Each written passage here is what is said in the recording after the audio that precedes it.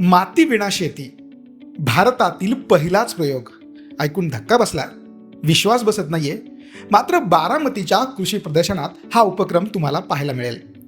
भारतातील या नाविन्यपूर्ण प्रकल्पामध्ये एकूण 8 प्रकारे माती विना शेती करण्यात आली आहे. हल्ली मातीची उत्पादकता कमी होत आहे, शहरांचा मोठ्या प्रमाणावर विस्तार आणि विकास होत आहे. अशा वेळी शेती करायची तरी कुठे, असा प्रश्न निर्माण होतो. मात्र या प्रकल्पाच्या माध्यमातून आपण आपल्याकडे उपलब्ध असणाऱ्या जमिनीमध्ये ही माती विना शेती करू शकतो. विशेषतः खडकाळ भागात हा प्रकल्प फायदेशीर ठरू शकतो. या प्रकल्पामुळे 50 ते 60% पाण्याची बचत होते. तसेच पिकांना अधिक औषध फवारणी करावी लागत नाही. नमस्कार शेतकरी बांधवांनो, माझं नाव यशवंत जगदाळे. मी कृषी विज्ञान केंद्र बारामती या ठिकाणी उद्यान विषयाने या पदावर कार्यरत आहे.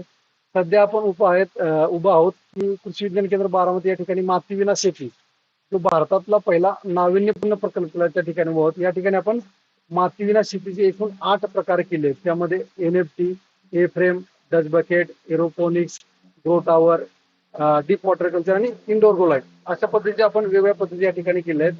आपला मुख्य उद्देश आहे की सध्या आपण बघतोय की मातीची उत्पादकता कमी व्हायला लागली, शहरामध्ये पांढरी जंगल वाढायला लागले. तर शेतीची जमीन कमी झाली, त्यामुळे शेती कुठे करायची तर आपल्याकडे आहे या उपलब्ध जमिनीमध्ये किचन गार्डन करू शकतो, टेरेसमध्ये, बाल्कनीमध्ये किंवा खडकाळ जमिनीमध्ये ही टेक्नॉलॉजी तुम्हाला उपयुक्त आहे. ह्या टेक्नॉलॉजी फायदे म्हणजे तुमची 50 ते 60% पाण्याची बचत होते. जे मातीमधले बरेचसे रोग असतात ह्या टेक्नॉलॉजी ह्या हायड्रोपोनिक्स माती विना शेतीमध्ये येत नाहीत. आणि पिकाला आपल्याला कीडनाशक व रोगनाशक जास्त फवारणी करायला लागत नाही. आणि लागलीच तरी आपण जैविक औषधाची फवारणी करतो की जेणेकरून जे काही यातनं भाजीपाला तयार होईल आपल्याला खाण्यासाठी चांगला असतो, त्याला आपण सेंद्रिय भाजीपाला म्हणतो किंवा विषमुक्त भाजीपाला असतो. तर अशा पद्धतीचं टेक्नॉलॉजी आपण कृषी विज्ञान केंद्र बारामती दाखवलेली आहे.